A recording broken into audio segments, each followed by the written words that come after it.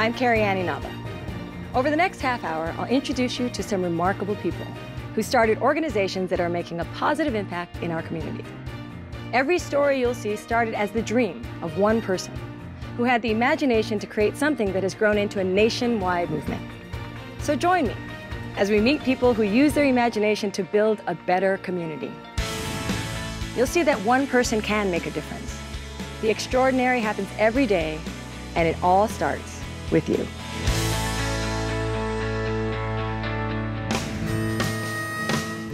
Our first stop is in the little town of Dade City, Florida. Our host is one of the most respected athletes in America, Warwick Dunn. Part of the Warwick Dunn Foundation, we have a program that's called Homes for Holidays, and what we did today is we blessed another single parent, the 86th single parent in the foundation. Warwick Dunn's football career has been amazing. He set rushing records at Florida State that still stand and was Rookie of the Year in the NFL. As a senior in high school, his world was shattered when his mother, a police officer and single parent, was killed by bank robbers.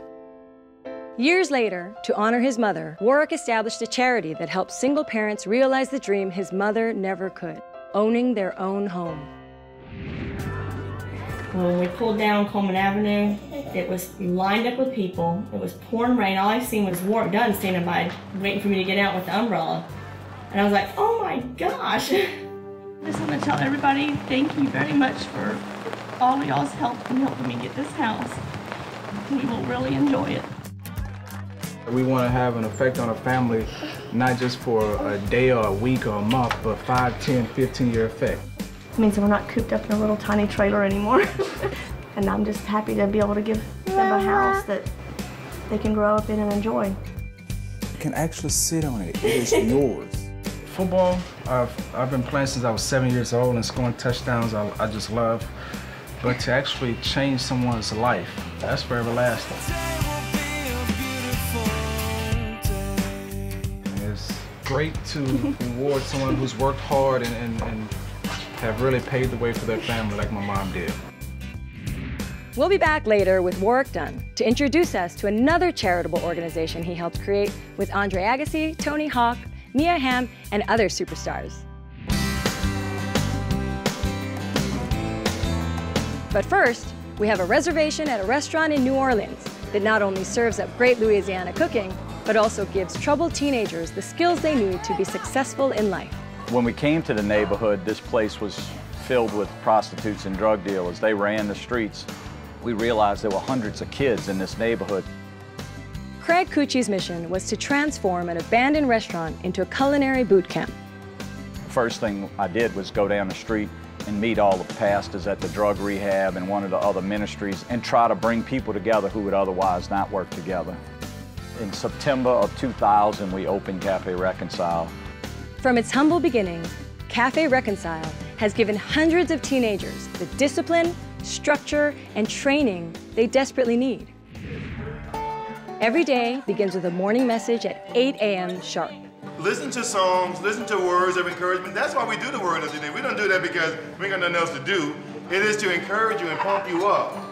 We're dealing with teenage pregnancy. We're dealing with individuals that have been incarcerated and just looking for a second chance at life. Get what you need to get from here, graduate the program successfully, and move on. We're a really diverse city, but people really mix here, and that's the point. Break bread together, share visions, share dreams. Give me a runner, table sit. Let's get them fed. When the restaurant is crazy and chaotic and buzzing, they're at their best. They're singing. What am I making look pretty? No one has ever said to them, "You are so good at that," or "You're amazing." You know, you just got to stick with it. You got to know what you're doing. If we don't have a good product, people aren't going to come. All right, we got that. Table 4. Even though we provide that love, that care, and that nurture, we're still very disciplined and structured. We want to set them up for the quote-unquote real world, and this is the real world. I learned how to, communicate with people instead of like being just to myself. I learned how to open up a little more. The training and support doesn't stop when they graduate. That's just the first course. I had a little behavioral problems here, but they had straightened me out. We straightened you out? Straightened me out, and I went back to school and I graduated today. Dude, Give me the pound on that one. We owe you lunch at least, huh? Can we buy you lunch? Every student that has graduated from here at some point or the other, they always come back. This is home. In the fall, we'll be attending Southern University on a football scholarship.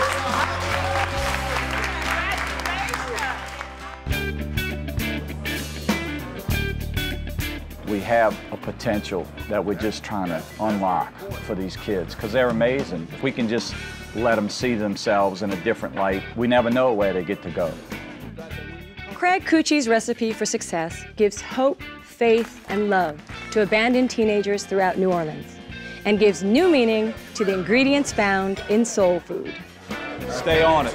Do it for somebody else. I thank you too. Do it for somebody else. All right. For more from the Cafe Reconcile menu, go to abettercommunity.com.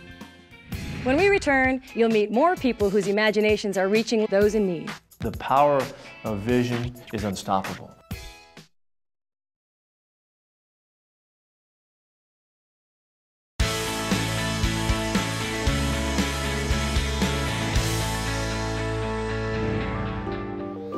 In the middle of South Los Angeles, surrounded by poverty and crime, sits an oasis of hope, the Challengers Boys and Girls Club, founded by Lou Dantzler. Challengers was started back in 1968 when my dad was taking kids to the park for activities. When their father unexpectedly died in 2006, Corey and Mark stepped into his shoes to honor his legacy and take the Challengers to new heights. My dad was real humble. He just wanted to do something for the community and for the kids. He never knew that it would be as big as it is today. Here we are some 40-odd years later, and now it's a 52,000 square foot building and servicing close to 3,000 kids annually. When you reach up earlier today? Better cut it out. My dad, he believed in standards. He believed in rules and regulations. Boys aren't allowed to wear earrings. There's no sagging or any type of gang paraphernalia. Did you go already? And the parents love our standards also. You know, parents have to volunteer 5 hours per month in order for the kids to be at the club. And they do it without hesitation. You know, they love being here. Lou was always pushing Challengers to be more relevant to the children's lives. He wanted to give life skills, so he got a home ec department where kids are learning how to cook and sew. A science lab. Tennis, baseball, basketball, football, you name it, we're trying to do everything. We have our own dental office. The kids get free dental for being in the club. He would call me at home. I think we need to have a radio station at the club. Who puts a radio station at a Boys and Girls Club? That was Kanye West finishing that set on KGNS, the voice of Challengers. One of his lifelong dreams was realized when the Lou Dantzler School opened on the Challengers campus. I had to continue on with his vision. It's so huge that I can actually fulfill his dream. He's always wanted to have a school. I can tear up right now, because I used to go to Challengers Boys and Girls Club in '81. My favorite thing at school is science, because we do a lot of new things. Well, I want to go through high school and college so that I can get a good job, like be a nurse, like I always wanted to. Planning to go to Harvard Westlake, and if not that, then I'll go to my brother's old school, Loyola. I think my no-nonsense attitude that I got from here just really helped me a lot. And I got into Northwestern, I'm all for it, ready to go. They need to learn how to work with each other, honor each other, making sure that they're upholding the rules and the standards of Challengers Boys and Girls Club. Since the program began, Lou Dantzler and the Challengers have reached out to nearly 100,000 children in South Los Angeles. Okay. When I'm here each day and I see lives changing and I see the effect that this club has over our kids, it really means a lot to me. The idea of building something and they will come, it was the epitome of that, and that's what happened. The kids in South Los Angeles are also getting help from Pete Carroll, the head football coach at the University of Southern California. Pete has teamed up with the Challengers, law enforcement, and other organizations to combat gang violence under the banner of A Better LA. There's so many marvelous groups and initiatives and community-based groups and church groups and boys and girls clubs that are there and available to do good things. I look at Pete Carroll along the same lines of what my dad was trying to do when he started, just kind of going out and talking to people and getting an idea of what the community needed. The power of vision and the power of staying disciplined and connected to that vision is unstoppable. So if we could do that in our inner cities, we might really see a big change. Well, it's worth the try. It's worth the attempt if we're saving some mom's little baby being saved, and it's worth it, When he says he's just a football coach, he's also a man who really understands what's needed, and that's critical and that's important. This is extraordinarily valuable to us. And so anybody that can contribute to that, to helping that, set up that model and display that, we need them. Lou Dantzler and Pete Carroll's dream of creating a safe haven for young people has become a model program for boys and girls clubs and cities all across America. Now I'd like to share a moving story about dreams coming true for those who need it most. In 1994, a young man's dying wish was to go see a movie. His friends wanted to bring some joy to his final days, so they bundled him up and took him to a theater. When they were turned away, they realized the obstacles involved in fulfilling a person's final request, even a very simple one. Since then, Thomas Rollerson has made a commitment to devote his own life to bringing joy to terminally ill adults. We wanted to provide comfort and joy at a time where there was just medicine and doctor's appointments, and learned that there were many organizations rightfully granting the wishes of children and nothing for adults. Thomas created the Dream Foundation, the first nationwide wish-granting organization for people 18 and older. I honestly think we get a lot more out of this than we give. I think we really make the end of life something really valuable, both for the person that's dying and also for the family. The Dream Foundation found me and they asked me what was my dream, and I said to fly a glider. She said, but I would love to go up in the air so that I could feel the wind in my hair and I could feel close to my father. Val suffers from a genetic condition called Mikado-Joseph disease that has already taken the lives of 3 of her siblings. The Dream Foundation was asked to help make Val's dream come true. It was the day of my life. Hope is such a powerful force, and when we take that away, that's when it's really over. Her cancer was in remission, and it came back about 6 months into our relationship, and I remember a conversation we had one night, and she was saying that you can leave. I told her it was too late. You know, I was already in love with her, and she deserves to be married. The community came forth. Everybody's, I want to give this, I want to give this. All of a sudden, you have someone donating food, beverage, utensils, dance floor. All of a sudden, it's at a hotel. She's in this amazing gown. Her hair is done. All of her family is there. It became this marvelous wedding when I had only expected just to get married on the beach with Kurt. We had everybody there that we wanted. It was romantic, and it was just like every fairy tale wedding that you can think of. That's what it was. Every dream we work on is different and gives us an opportunity to distract the family and the individual from the darkness that has surrounded their life at that time and bring a little light from a dream come true. To learn more about the dreams the Foundation has made come true, visit abettercommunity.com. When we return, we'll see how the internet can help those in need, how some athletes use their skills to give back, and one person's power to change the lives of millions. This word is a symbol of the prejudice that persists, and we're going to awaken people to that prejudice, and we're going to end it.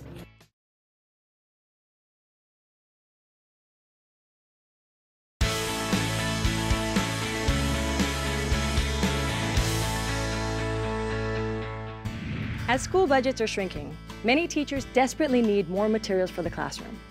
Charles Best, a former New York City teacher, uses imagination to create an online solution, connecting the dots between teachers and potential donors. It's called DonorsChoose.org. We want to take our country a big step closer to a place where students in every community have the resources that they need to learn. For our first few years, when we were operating out of my classroom and out of my parents' apartment, we were open just to public schools in New York City. And that was really just because we weren't even dreaming bigger than that. The coolest surprise is the imagination of the teachers who use our site. They come up with classroom project requests that no expert would ever come up with, that I could never come up with. I went on Donors Choose and put a proposal for Spanish literature books, and they were donated to us. The things we really need in our biology classes are more field trips. I asked for a class set of the things they carried so that I could teach it as one of our core novels.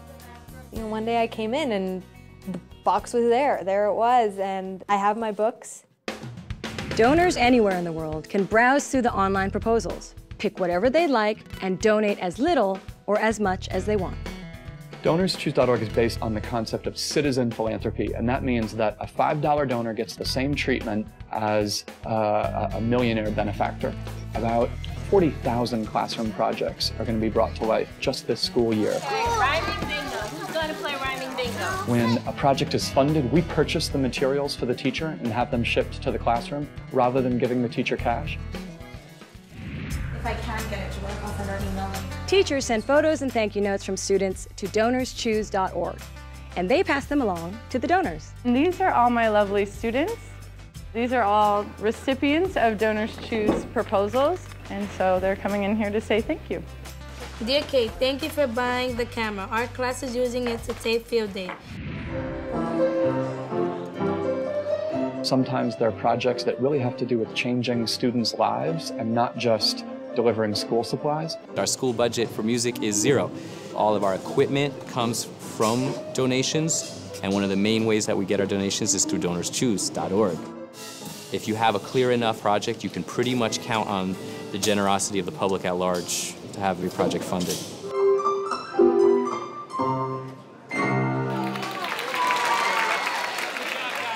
We've delivered art supplies, field trips to 2 million kids in high-need public schools. But we want to have an even bigger impact, and for us that would mean delivering at least $100 million a year of materials and experiences to students in low-income communities.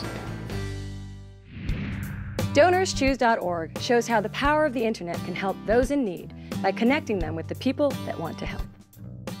Let's look at another community that's reaching out to help others, which brings our story back to Warwick Dunn.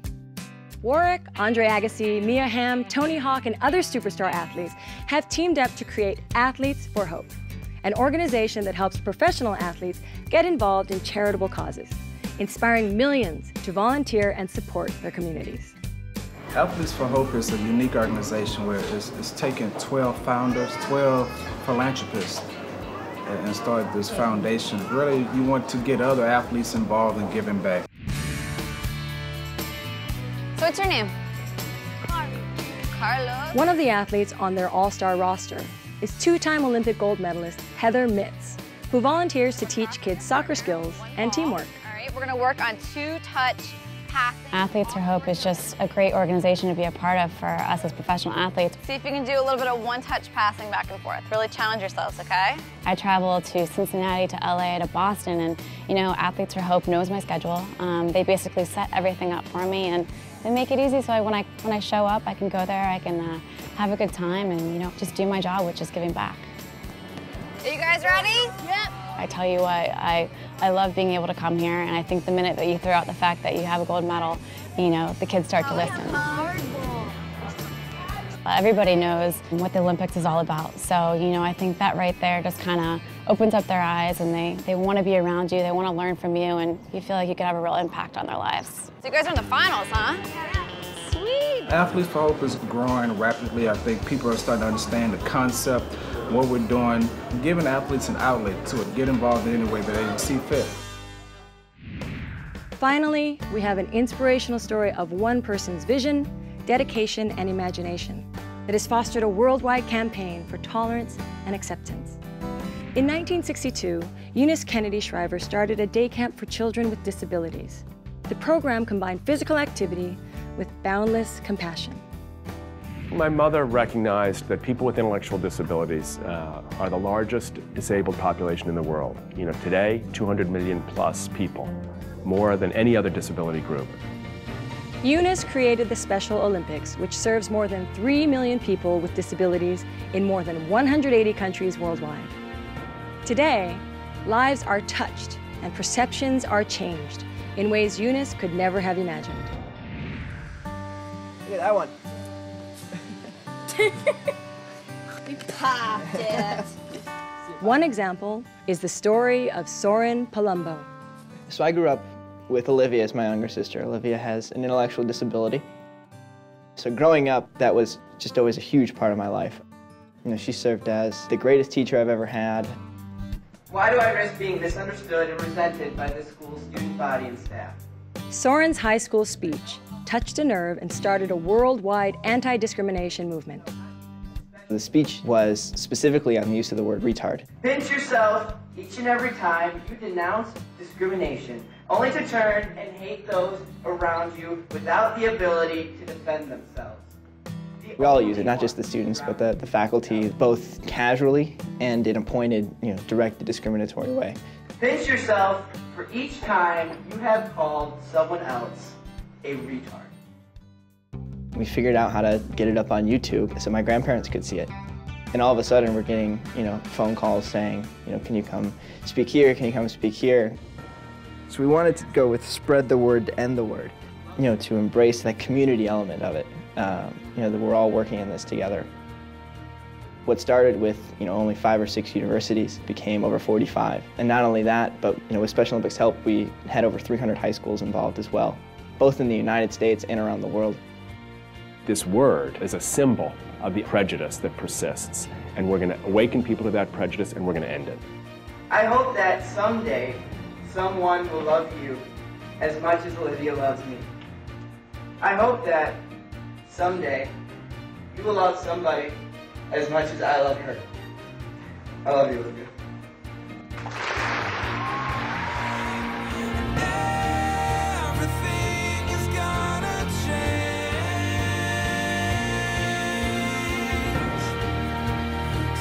The right to play on any playing field, you have earned it. The right to study in any school, you have earned it. The right to hold a job, you have earned it. The right to be anyone's neighbor, you have earned it. So here's to Eunice Kennedy Shriver, Lou Dantzler, and the many others whose legacies live on to inspire countless people every day. I hope these stories will encourage you to find a way to give back. Thank you for allowing me to introduce you to people who imagined a better world and are helping to build a better community. Remember that any great and extraordinary achievement to help others begins with one person. Be that one person. You can make a difference. Share your imagination because it all starts with you. I'm Carrie Annie Naba. Thank you for joining us.